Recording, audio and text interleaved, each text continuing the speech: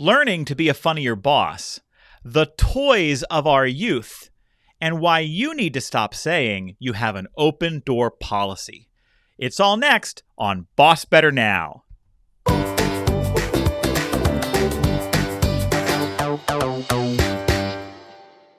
You're listening to BossBetter Now. Please welcome speaker, author, and 80s hairband aficionado, Joe Mull. Rock on, boss heroes. Welcome to the show. Turn up the radio. It's the final countdown. We are the youth gone wild, and you are a motley crew of talented, devoted boss heroes. And though most days it seems like we're living on a prayer, we're not going to take it anymore. We'll ride this crazy train together, a journey that is as rewarding as it is twisted, sister. Welcome to the jungle. Pour some sugar on me, and thanks again for being with us. Please give it up for my co-host who wants to rock and roll all night and party every day, Alyssa Mullet. Oh my gosh. Oh my gosh. Already my cheeks hurt from smiling so much, and only you can pull that off and actually make it the entire way through that creative beautifulness that you just laid on us. I feel like you use the phrase pull it off quite liberally there. I'm not sure that's what happened. Well, I felt it. I yearn for the 80s. I really feel like I should have been a teenager in the 80s, and I wasn't. And I'm sad about that. The 80s were so awesome. They were, and they're coming back, though. I'm not sure if you've noticed this. There's kind of some 80s nostalgia happening right now. That people are bringing back the big hair and the leg warmers. It's out there. I have the leg warmers on right now. And I didn't care if they were like in or not because I like them. No, I love them. So rock on. I love the 80s. Love it. There does seem to be a correlation between an increase in maturity and a decrease in caring whether our choices are fashionable. The two are definitely related. Yes. So do you have a favorite band from the 80s? The reason that I was described as an 80s hairband aficionado is because my favorite channel on satellite radio is Hair Nation. It's the 80s hairband channel. That's the one I just kind of go to the most when I'm driving somewhere or want to listen to music. Even my kids are like, oh, great, more 80s music. And they're like 10 and 8. And they probably know more 80s music than any other genre for that reason, because I'll bounce between that station and the 80s on 8, which is another favorite of mine. But is there a favorite musician or song from the 80s that speaks to you, Alyssa? The first thing that comes to my mind is Chicago. Love any number of their songs, but I am so music bias. Let's say I love any, like I just tell Alexa, oh God, I spoke it too loud. Sorry, folks. I tell the A lady, play this, right? And she does. And I just keep streaming it all day long and love every single artist. You're musically agnostic, right? You like music, but you don't devote yourself to one particular brand or denomination.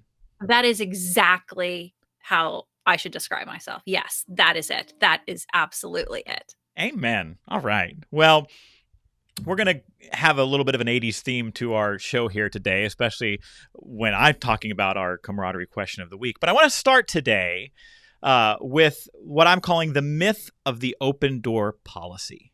And this is a conversation that I've had a lot with leaders all over the country when we talk about how you create an environment for ongoing dialogue to occur between bosses and their direct reports.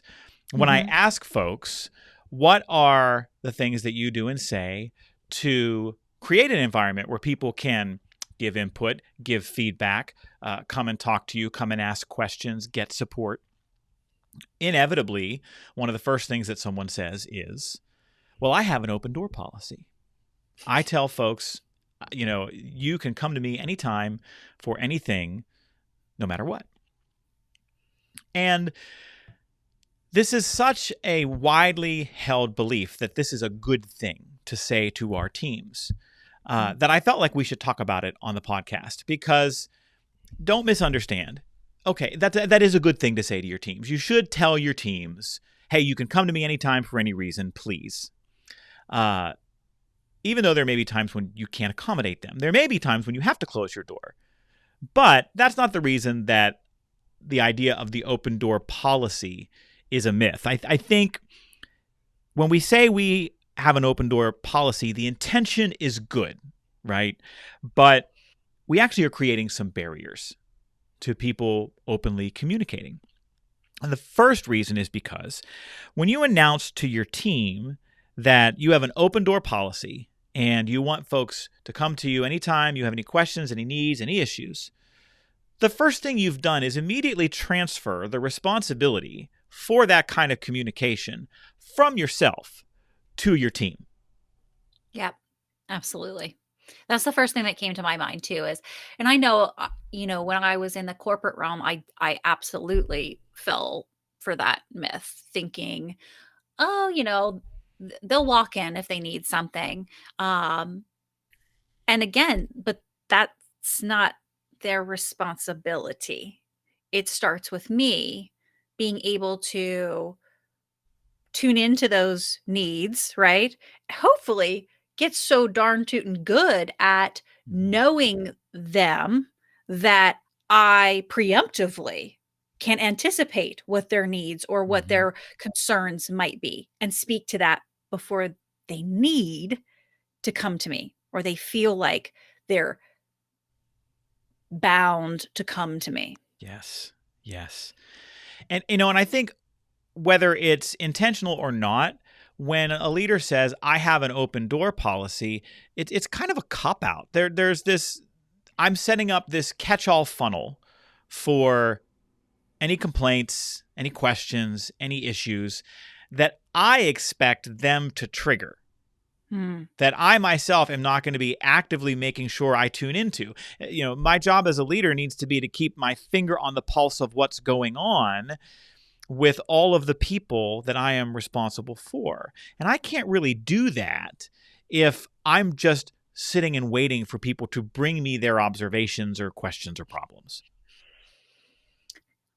When you're talking about that, the dynamic that comes up for me is this, the power over, right?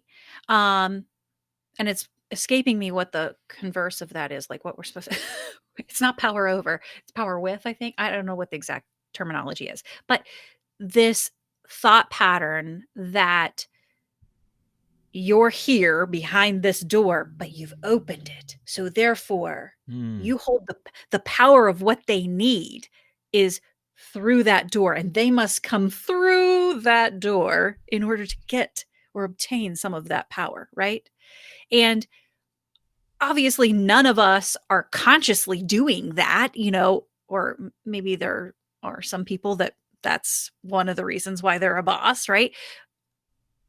But you got to acknowledge that whether it's conscious or not, that is the one of the spirits of that dynamic that you're creating by simply absolving yourself of looking for them rather than them looking for you. Absolutely. And I think that this is another reason why the intention is good, but the execution doesn't work that way. I think a lot of leaders say, I have an open door policy in an effort to tear down some of those power obstacles that people will perceive. To say, no, my office is a place that you can come into whenever you have a need, whenever you have a question. But there are folks who never will because of the power dynamic. They don't think it's their place. It would never occur to them to interrupt the boss and what he or she was doing, because he or she is busy, with an observation, with a question. Now, there are people who do. There are people who do 14 times a day, and you know who those folks are. And for them, the power dynamic isn't the issue, but there are some folks you will never hear from because of the power dynamic. So if you're saying, I have an open door policy in an effort to reduce the power obstacle, that's a little naive, because there are some folks for whom you never can reduce the power obstacle. What I suggest is you lean into it. So the inverse here of the open door policy, which is come and tell, right? If you tell your folks you have an open door policy, you've created a structure where the expectation is you come and tell me your question, your thought, your observation, your problem. The inverse of that is go and ask. So we got to stop expecting come and tell, but we instead have to go and ask, which is why, we counsel leaders to do rounds, to work in the trenches alongside their employees, to set up time for recurrent one-on-one meetings. That's you going to that person intentionally with a question and inviting their reaction. And so when I say we're leaning into the power dynamic, what we're doing is saying, yeah, you are required to have one-on-ones with me, because I care about your input, your ideas, your challenges. That's why we have to reach for the inverse. We can't ask people to come and tell. We've got to go and ask. And we can use our power for good in that way. I love that thought pattern, the inverse, which is go and ask. What do you say to the folks that then would maybe say that is micromanaging? If I go and ask, they're going to think that I'm trying to see exactly what they're doing, how they're doing it. And there's this whole other dynamic, right? That goes into they're always around and they're always looking and they're trying to micromanage me. What do you say to bosses that are concerned about that aspect of going and asking? Right. Well, the first thing we have to do is be explicit about our intention, right? If you're out there working alongside folks, it should be because you want to pitch in during busy times or so that you can relieve the pressure off of the other folks who are out there doing that work. It's not to lurk, right? And it's not to gather intel. The other thing that you want to do in terms of being clear about your intention, being explicit about it, is saying, I care about your opinion. I want to hear from you. I know that it's not always easy to walk into my office. I know that oftentimes you may not even know you have an opinion about something until somebody asks. And so when I come to you with a question, when I'm trying to mine you for your opinion, it's not evaluative. I'm not trying to play gotcha. You're not being quizzed.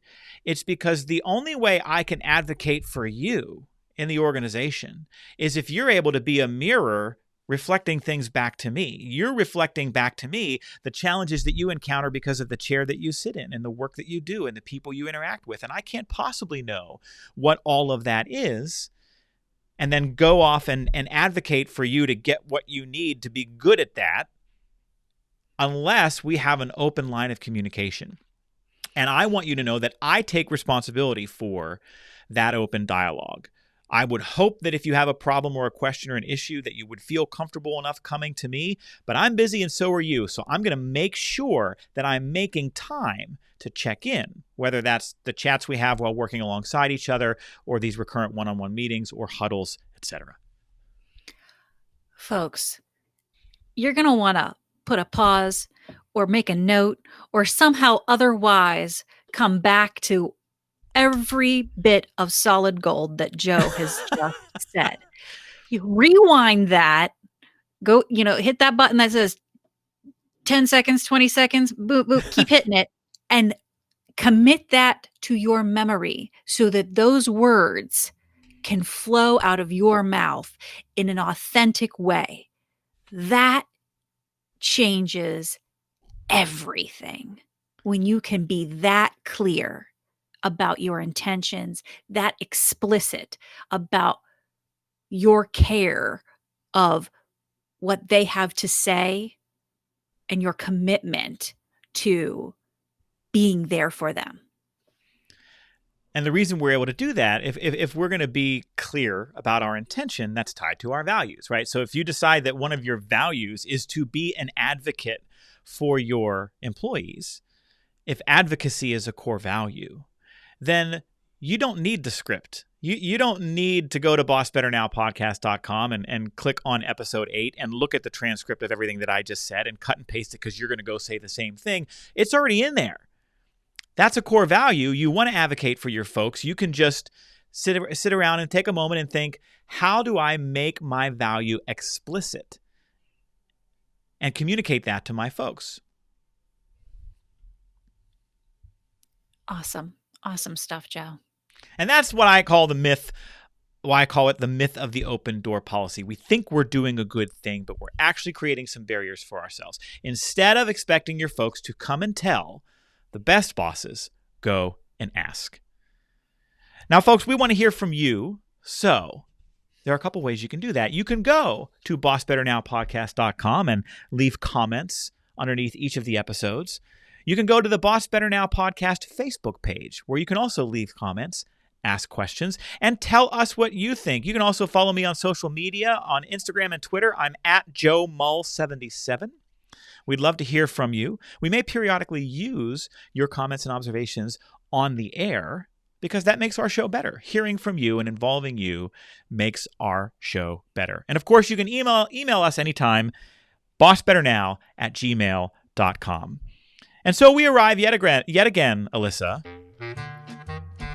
to our camaraderie question of the week. And in the spirit of our 80s theme, so I'm a child of the 80s. I'm about to turn 44. And so my answer to this question is going to be very 80s. Camaraderie question of the week is a question that we ask to our teams so that people can find things in common with each other. We know that when you give people the opportunity to find things in common with each other, we nurture camaraderie. So our camaraderie question of the week is this: what toy most defined your childhood? I have a prop, Joe. And so for those of you who are listening, anytime you'd like to jump on over to the YouTube channel and watch, this will be a nice little visual for you. I'm going to hold it up and see if Joe can guess what this is, if he can see. Oh, there we go. If you're not watching, she just held up Rainbow Bright. Is that a plate? It is. It's a little metal plate. And I even have a little cup here. Okay. Ooh. But this was part of a larger set of dishes and pots and pans of my childhood that I spent hours out in the front yard in the flower beds, making the most beautiful, delicious mud pies that were ever to be had in the kitchen of Rainbow Bright dishes and pots and pans. It was the biggest memory I have from childhood, is putting on my own little cooking show with my Rainbow Bright dishes. Now, were other family members involved, either as guests or playmates in that Rainbow Bright memory? Absolutely not. No. It starred me, for me. It was all about me. So what appealed to you about it? Was it the tea set or was it Rainbow Bright? Okay. So it was definitely not like the whole tea thing. It was more about the functionality of being in control of, this was whatever I wanted to make, and I would sprinkle it with pine cones, and like it was the whole process of being creative. Mm-hmm.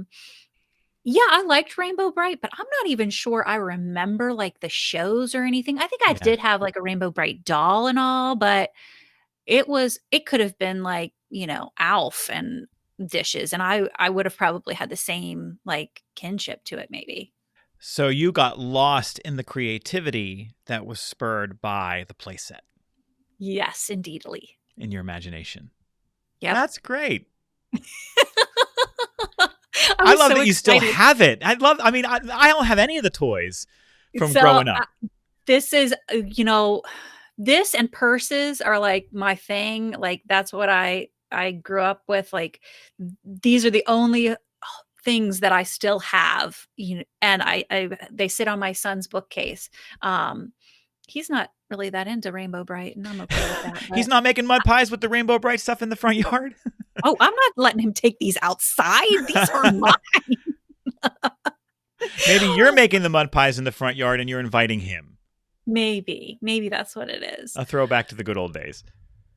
I can't wait to hear yours because you had to have been such a creative, imaginative child, and I can only imagine what the toys that you found pleasure and entertainment in. Okay. Tell me. My childhood was defined by one toy above all others. And here's what's funny is I didn't bring it with me. I didn't bring a prop with me, and I didn't realize that or even think, hey, I should hold it up, on our video episodes here on YouTube, or show it to you. But guess what? It's here with me all the time. Oh my God.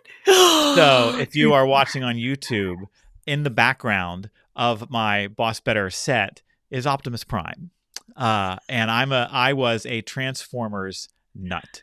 So I grew up running home from like third and fourth grade, and turning the TV on and watching the Transformers cartoon show back in like 84 and 85, and became obsessed with the Transformers. And because the Transformers really are it's a pretty clear good versus evil kind of story. The Autobots are the good guys. They want to protect the sanctity of human life. They defend the weak and powerless. And the Decepticons are the bad guys. Yes. Yeah. And I have been a fan of them my whole life. I don't have a lot of the toys from when I was a kid. I wish I did. Many of them are they're worth something now. I remember I always asked for Transformers for every holiday, every birthday, every Christmas. I remember one year for Easter, I left the Easter Bunny a note that I wanted a Transformer in my Easter basket. And when I got up on Easter Sunday and I found my basket, there was a Transformer in it, and I thought I had cracked the code. Oh, you gotta leave a note. I was convinced as a kid that I had figured out the cheat code to getting exactly what you wanted on Easter morning. And so I remember so clearly the next year leaving another note and asking for something specific, and I didn't get that. And I was like, something is broken with the world. I don't know why it didn't work this time. You know what that makes me think of is, can you say something is broken in the world? Like the reality of a show like the Transformers, and what you said was good versus bad, very clear, right? Mm-hmm. There's no gray in that world. And you had utter clarity when it surrounded that show, and what you needed, what you got, you just did this. And the instant it became a little less clear, that's whenever it was like, wait, something is wrong with the entire world now. Yes. We like that as kids, don't we? We like clarity and an understanding of how the world works. And when that is called into question in some way, the ground is shifting underneath our feet and we are unsteady. Isn't that like, whoa?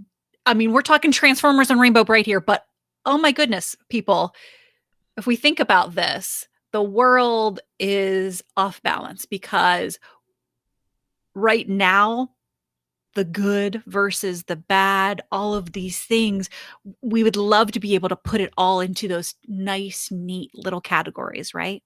Yes. But that's not the way humanity works.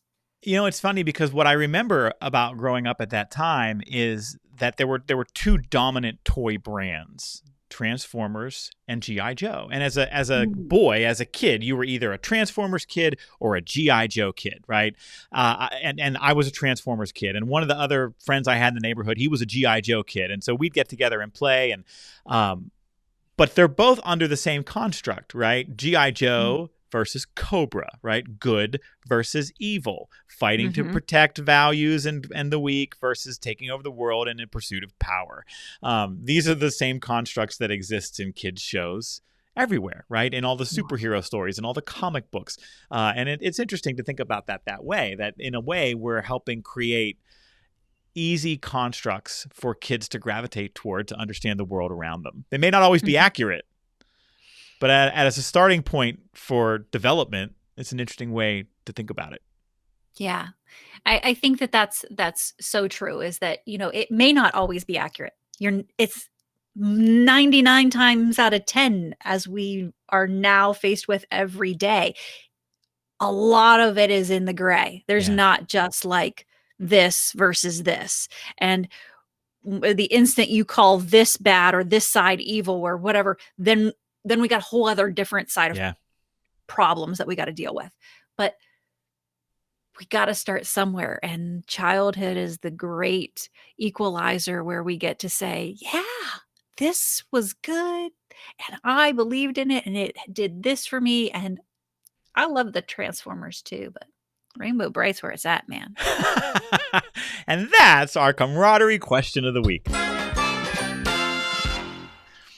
I'd love to hear from you. Tell us about your favorite toy growing up. What toy defined your childhood? Stop by our Boss Better Now podcast webpage or the Boss Better Now Facebook page and let us know. In the meantime, I want to end today and talk a little bit about an article that I came across recently called Why Humor in the Workplace is Just What You Need Right Now. This was on weforum.org, and we will link to this article, the full article, on the BossBetterNowPodcast.com webpage. Just click on this episode to get to that link. And it's not going to come as any kind of surprise that, hey, humor is an important dynamic in the workplace. But what I thought was really kind of fun and interesting about this article was the underlying research. There were 2 Stanford University academics who examined the effects of laughter in the workplace. And they concluded that it makes us both better bosses and better employees. And this was a huge study, millions of people across multiple countries. So this wasn't just a small regional or local or domestic effort. And I loved what one of the researchers said about the study. She said, her name is Jennifer Aker. She says, basically, when we enter the workforce around 23 years old, we fall off a humor cliff. We don't start laughing again until age 70. That's 47 very serious years. And despite the fact that studies have shown that laughter can decrease stress, that it can increase our feel-good chemicals, our endorphins, that can even have a positive effect on the immune system, there are a lot of folks in the workplace, bosses especially, who sometimes shy away from allowing humor to flourish because there's a thought that, serious people doing serious things shouldn't bring that in. And so what I liked about this article was its advocacy for finding humor at work. And they make the argument that you don't have to be a comedian. It's not about constantly cracking jokes, but it's being open to humor and accepting it and welcoming it. So, Alyssa, how do we help our boss heroes get better at allowing space for humor in the workplace? You mean other than just getting on TikTok? Hey, if that's what it takes, though, right? I mean, if you go to lunch and you see something on your phone that makes you crack up and you go like this and you hold your phone up to a member of your team and it makes them laugh, I mean, I call that a win. I do too.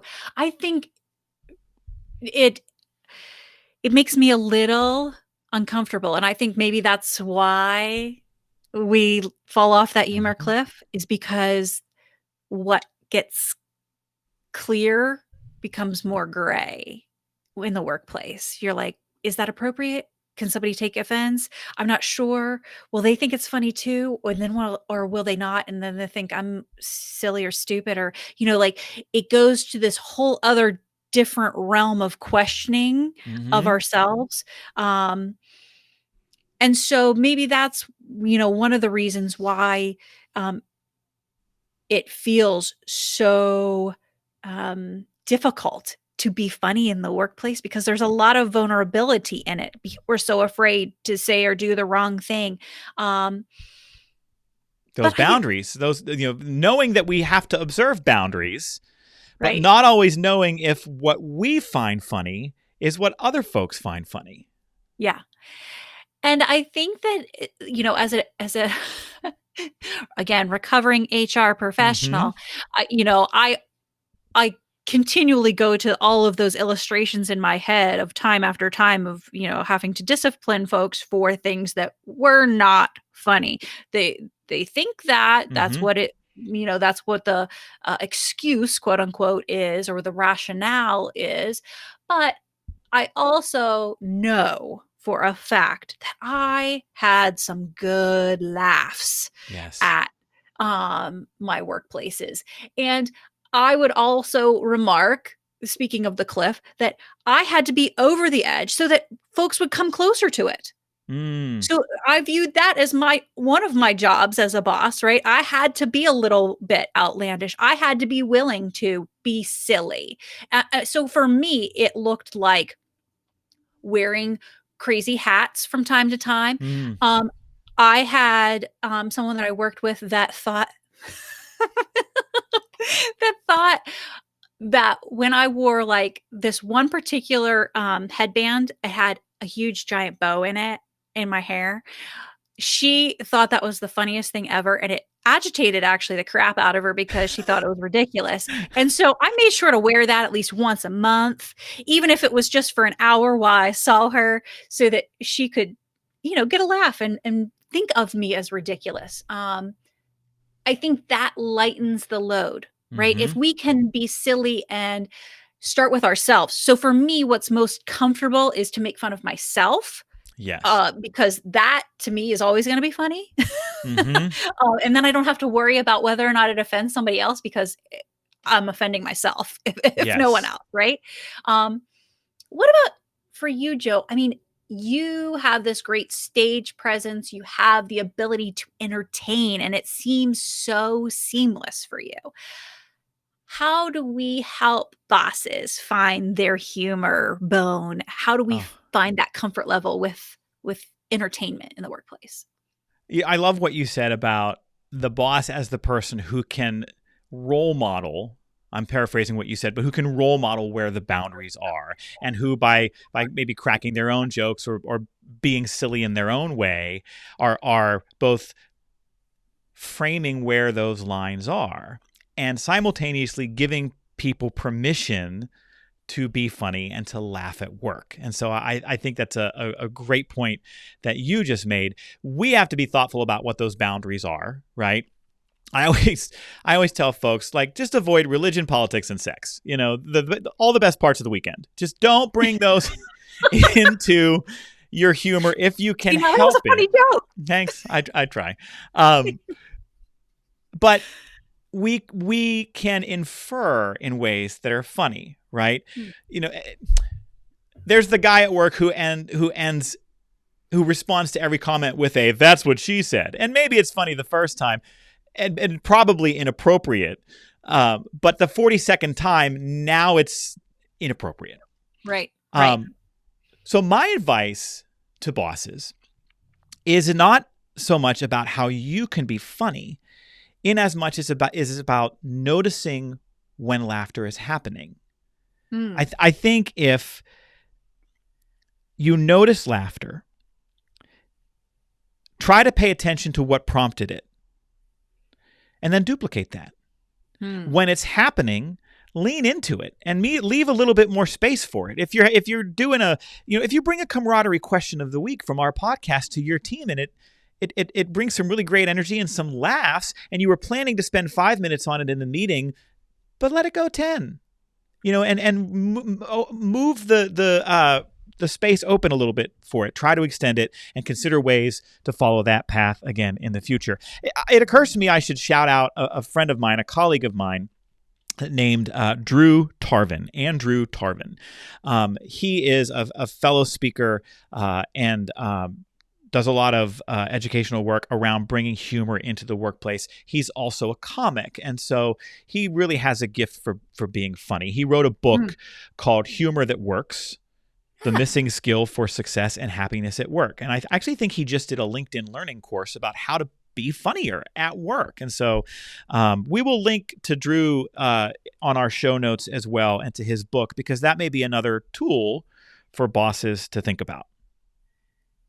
Awesome. I love this thought pattern of it might not be your job and you may not ever be comfortable being funny, but it could be your job to hold the space for funny. Yes. Absolutely. Yeah. All right, folks, are you getting something out of our show? If so, would you take 2 minutes right now to leave us a review? If you're on Apple Podcasts, just scroll down to the bottom of the list of episodes, click Write a Review, and drop a few sentences on what you like about our show. It takes just 2 minutes, but it is a big help to us. Alyssa and I would be truly grateful. Then, help us spread the word. Open up your LinkedIn or Facebook app and post, "Hey, if you manage people, check out the BossBetter Now podcast. It's really good." That means the world to us, and it helps invite more people just like you into our orbit so that we can continue our pursuit of our mission to fill workplaces with better bosses. And so, in the interest of our theme today, our opening of our 80s hairband welcome, the conversation we had about the toys that defined our childhood, I'm going to close with this today. All right, folks, I get it. There are lots of days when being a boss rocks you like a hurricane. It's bad medicine, and you think, here I go again on my own. But you know what? Try to enjoy the hysteria. After all, you don't know what you've got till it's gone. And even if you're once bitten, twice shy, or headed for a heartbreak, at the end of the day, this work isn't poison.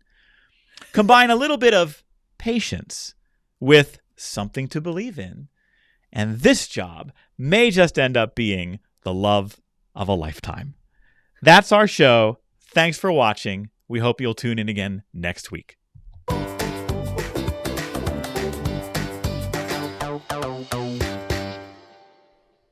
This show is sponsored by Joe Mull and Associates. Remember, commitment comes from better bosses. Visit joemull.com today. Hey, Boss Heroes, check it out. One of the phone calls I get most often is the "we have one person here who really needs help" phone call. The leader on the line tells me about an abrasive executive, a manager not meeting the needs of his or her team, or two physicians who can't overcome conflict. Their question is always the same: do you have any training I could provide for this person? I have to tell them the uncomfortable truth. Theirs is a problem that training won't fix. The problems these leaders describe require a different solution: coaching. A professional coach helps people explore new ways of thinking and operating while examining the root causes of their own behavior. When someone needs to examine their approach, adjust their style, become more adaptable, clarify goals, or navigate conflict, there's only one coach I recommend: our own Alyssa Mullet. Alyssa is a professional and executive coach who works one-on-one with clients to tackle the issues that live behind closed doors. Experienced, credentialed, and revered by her clients, Alyssa can help you or any leader struggling on your team design a path to achievement and professional success. I've sent Alyssa to clients all over the country, and they rave about her every time. Every single time. So if you have that one leader who is struggling, or that one leader is you, I strongly encourage you to invest in coaching. For more information on working with Alyssa or to get a quote, visit joemull.com/coaching.